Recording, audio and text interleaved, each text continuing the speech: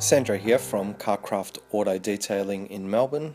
In this video I'll be having a look at compounds and polishes I use in my detailing business, their specific uses and some of my favourite products and brands. First off, so there's no confusion, compounds are more abrasive products used to remove paint defects such as scratches, scuffs, etchings and oxidation. They are paint levelling abrasives used prior to polishing.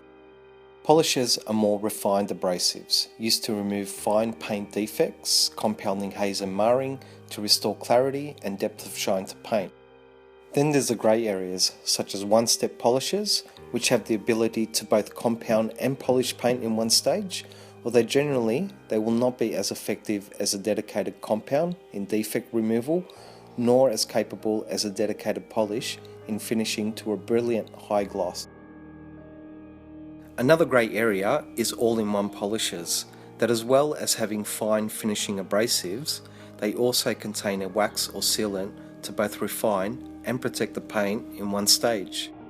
There seems to be a dark cloud surrounding all-in-one polishes, as many people see them as a band-aid solution for true defect removal.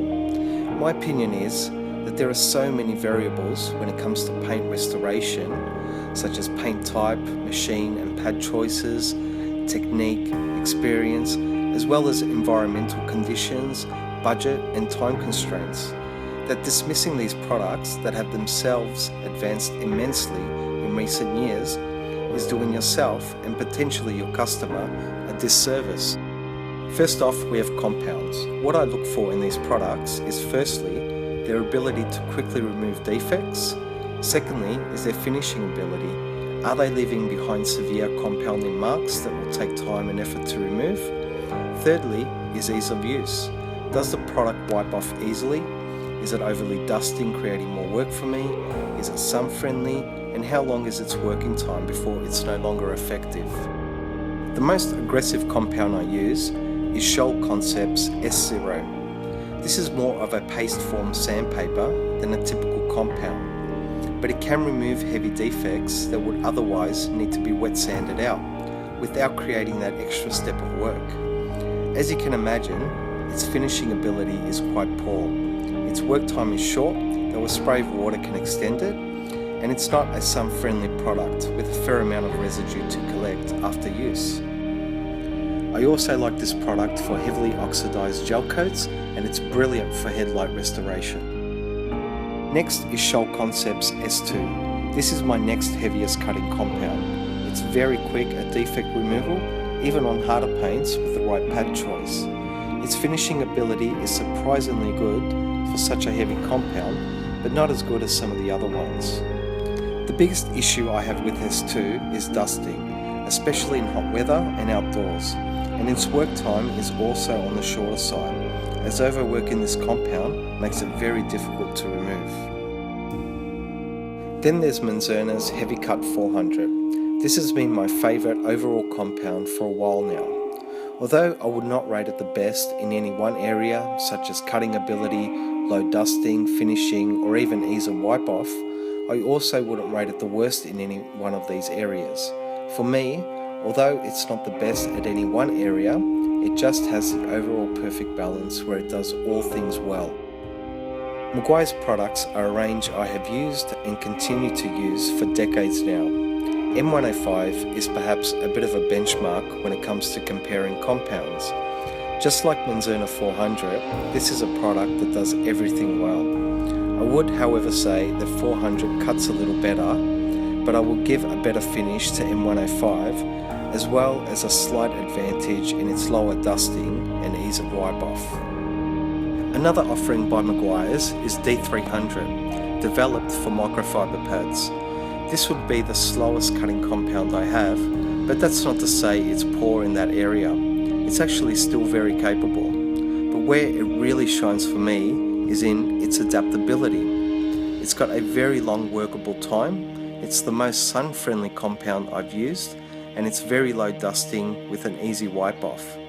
So, although it may take a few more passes to achieve the same level of defect removal as some of my other compounds, It'll save me time and effort in other areas, especially when working outdoors.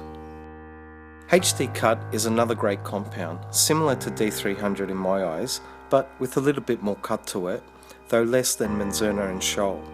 Like all HD products, it's sun-friendly, as well as having a good ease of use and low dusting. The other great thing about HD and McGuires is that you can buy them in bulk, making it very cost effective, especially from a business point of view. Lastly is a gem of a compound by Concours Car Care called Precision. The cut of this product is as good as any of these compounds, bar S0, but its finishing ability puts many of the others to shame.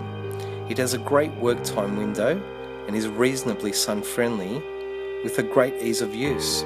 It's quickly becoming my favourite compound, as with all the products I've tried from Concours Car Care. Hugely impressed and becoming a big fan. So next, onto polishes. What I want out of a good polish is the ability to remove light defects and compounding marks with ease and produce as much clarity and gloss as possible, as well as its ease of use and outdoor performance. First up is Menards Medium Cut 2400. Just like 400, it's an all-round performer with impressive cutting and finishing abilities for a polish with great work times, but not the most outdoor friendly polish of the bunch, but nothing to really put you off buying it. Another offering from the company is its 3500 Super Finish. This is what's classified as a jeweling polish, with very minimal cut and super fine abrasives used after 2400 to bring out that last few percent of gloss. As with most jeweling polishes, it has a beautiful ease of use, long work times and really no dusting. This is for when you really want that show car shine. But on a side note, unless you're working on darker, softer paint, you might struggle a little to see a difference or improvement over finishing with this and just a standard polish.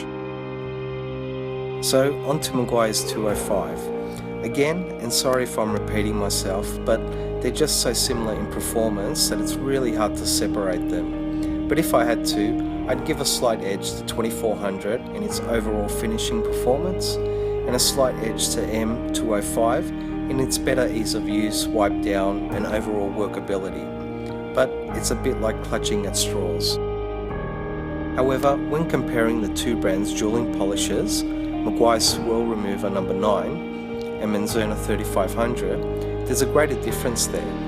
Whereas the 3500 has very little cut to it, Swirl Remover is actually still quite capable at cleaning up light defects.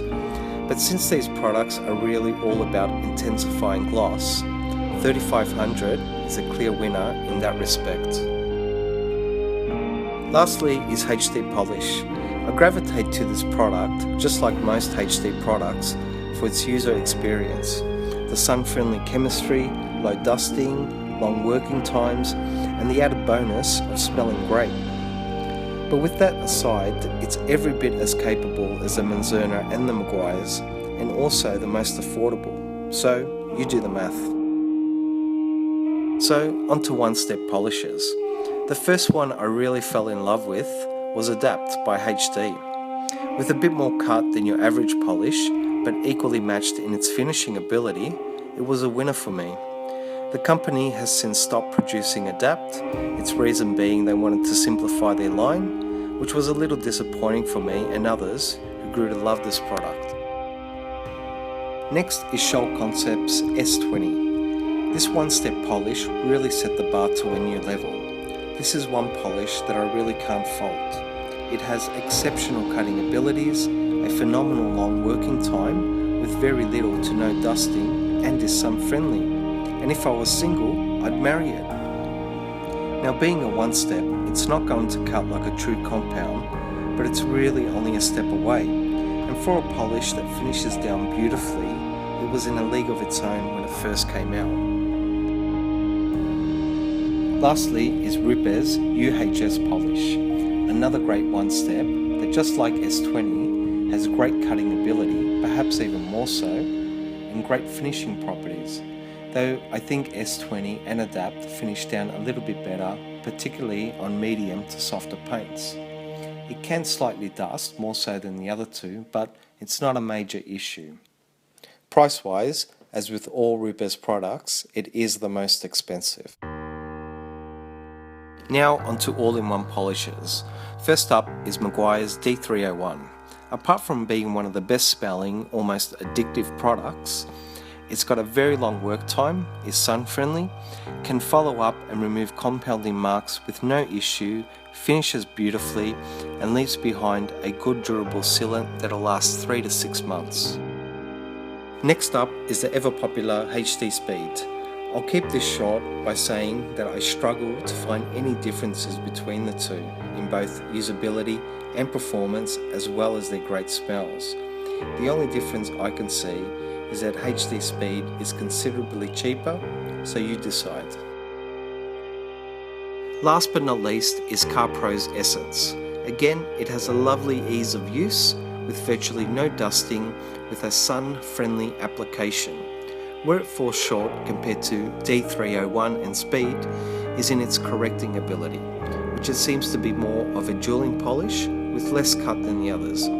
But where it excels is in its brilliant finish and durability, as its sealant seems to last almost twice as long as the other two in my experience. To sum up, my conclusion is that if you're looking for the best polish or compound, there is no single clear winner. What does exist, however, is the ability to make an informed decision to select products that meet your needs and wants. So in wrapping up this video, I'd like to leave you with a favourite quote of mine from Mike Phillips, which goes, "Find something you like and use it often." I really hope you found this video useful. Please like, comment and subscribe if you want to see more. Thanks for watching, and I'll see you in the next video.